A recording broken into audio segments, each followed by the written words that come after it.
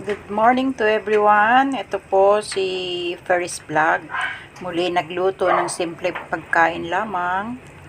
Yung kaya ng bulsa. Nowadays, kailangan natin magtipid-tipid but at the same time, healthy naman ang ating pagkain. Ito ay corned beef, ginisa sa kamatis, sibuyas, bawang at nilagyan ko ng papaya.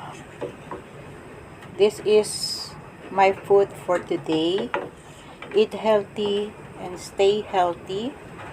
At sana po, kung may pera man tayo, huwag natin magpakabongga sa pagkain kasi hindi rin naman po maganda sa health natin. Siguro for sometimes lang yung masarap, but everyday must be simple. Hanggang dito na lang. Please don't forget to like, share, and subscribe.